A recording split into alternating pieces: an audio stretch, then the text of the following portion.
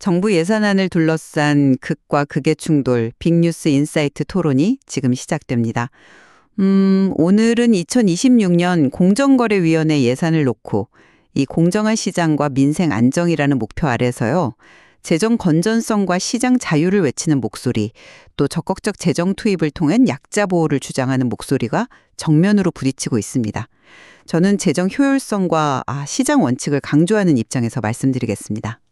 네, 저는 불공정을 바로잡고 영세 소상공인과 소비자를 더 두텁게 보호하기 위해서 정부의 적극적인 역할과 예산 투입이 그 어느 때보다 절실하다는 입장에서 이야기하겠습니다. 자, 2026년 공정위 예산안 말이죠.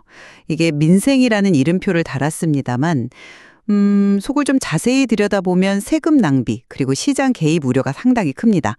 특히 새로 만드는 공정거래 종합지원센터 운영비 이게 한 13억 원 조금 넘는데 글쎄요. 기존 기구와 기능이 겹칠 가능성이 매우 크다고 봅니다.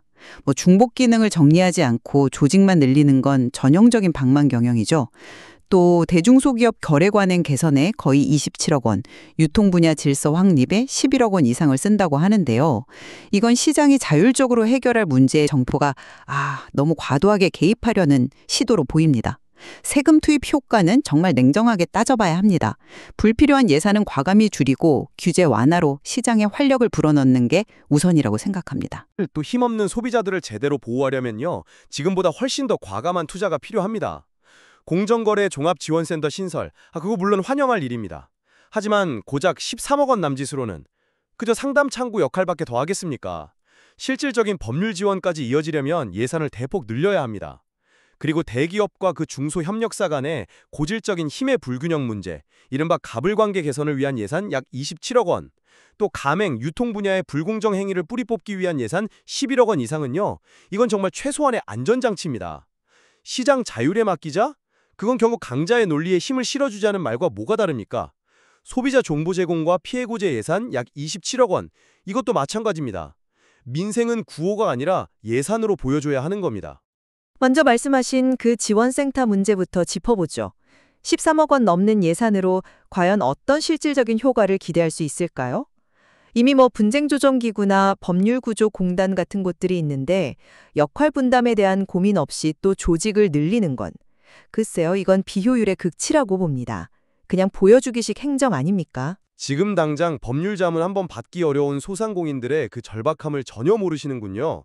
아니, 상담부터 시작해서 분쟁 해결, 필요하다면 소송까지 한 곳에서 쭉 지원하는 원스톱 체계가 왜 필요 없다는 말씀이십니까? 기존 제도가 미처 닿지 못하는 그런 사각지대를 메우자는 겁니다. 만약 예산이 부족해서 효과가 미미하다면 오히려 예산을 더 투입해서라도 제대로 일하게 만들어야죠. 그런 식의 접근은 결국 밑빠진 독에 물 붓기입니다. 대중소기업 상생 예산, 그 27억 원 가까운 돈도 사실 마찬가지입니다. 취지는 그럴듯해 보일 수 있겠습니다만 결국은 기업 활동을 억제는 규제로 이어질 가능성이 농후합니다. 성과도 불분명한 사업에 국민 세금을 계속 이렇게 투입할 수는 없는 일입니다. 아니, 규제가 아니라니까요. 공정한 경쟁의 룰, 그 기본을 만들자는 겁니다. 기술 탈취하고 납품 단가 후려치는 그런 행태를 그냥 내버려두고 어떻게 상생이 가능하단 말입니까? 그 예산들, 그러니까 대중소기업 거래 개선에 약 27억 원, 유통 분야에 약 11억.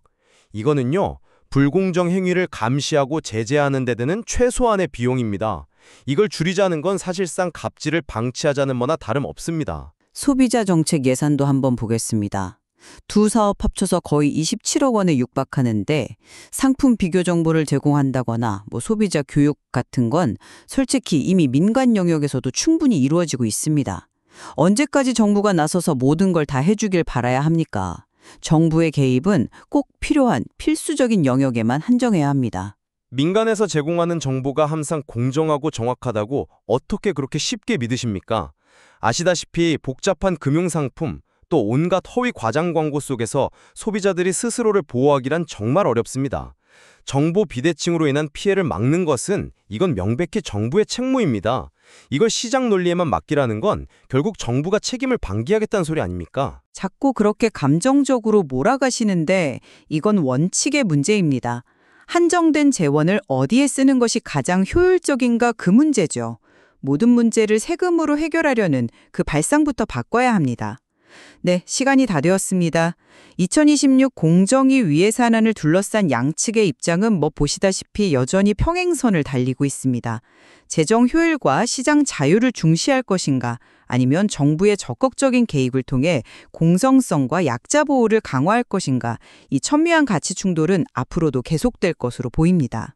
오늘 논의는 여기까지입니다. 빅뉴스 인사이트였습니다. 시청해주셔서 감사합니다.